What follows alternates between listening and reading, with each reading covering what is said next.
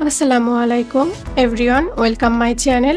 আজকে আমি আপনাদের সাথে শেয়ার করব ফুলকপির মজাদার সুস্বাদু পাকোড়া রেসিপি।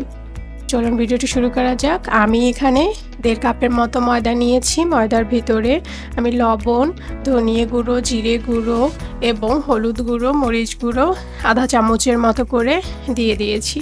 এই সব গুঁড়ো ইনগ্রিডিয়েন্টসগুলো আমি একসাথে মিশিয়ে নেব একটা চামচের সাহায্যে মিশিয়ে নিয়ে অল্প অল্প করে কুসুম গরম পানি দিয়ে আমি এটা ডোটা বানিয়ে নিব।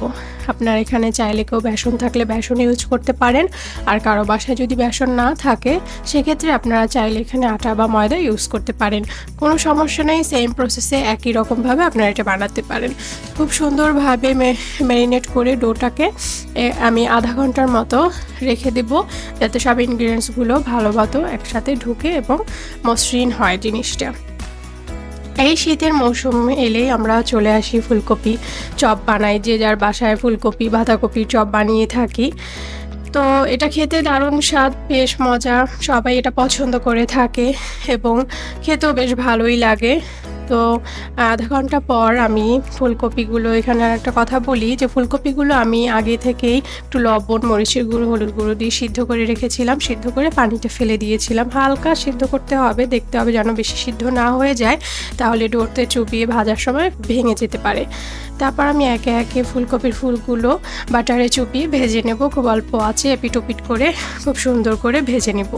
তো বাজারে বিভিন্ন রেস্টুরেন্টে বাহিরে আমরা বেশ টাকা দিয়ে এগুলো কিনে খাই, তো এটা না কিনে খেয়ে আপনারা ঘরেই খুব অল্প উপকরণ দিয়ে এবং খুব সহজে বানিয়ে ফেলতে পারেন মজাদার সুস্বাদু ফুলকপির পাকোড়া। তো বিকেলে অতিথি আপ্যায়নের ক্ষেত্রে আপনারা এটা ইউজ করতে পারেন। বিকেলে এটা নাস্তা হিসেবে, স্ন্যাক্স হিসেবে আপনারা এটা ইউজ করতে পারেন। এটা খেতেও বেশ মজা, অতটা ঝালও না, তো বাচ্চারাও এটা খেতে খুব পছন্দ করে। সস দিয়ে খেতে বেশ ভালোই লাগে। তো এপিট ওপিট করে ব্রাউন কালার চলে আসলে এটা আপনারা ভাজা হয়ে গেছে। তারপর এটা আমি উঠিয়ে নিব। তারপর উঠানোর পর এটা আপনারা সস দিয়ে পরিবেশন করবেন এবং পরিবারের সকলের সাথে খেয়ে মজা উপভোগ করুন। Thank you so much. ভিডিওটি ভালো লাগলে চ্যানেলটি অবশ্যই সাবস্ক্রাইব করবেন। ধন্যবাদ।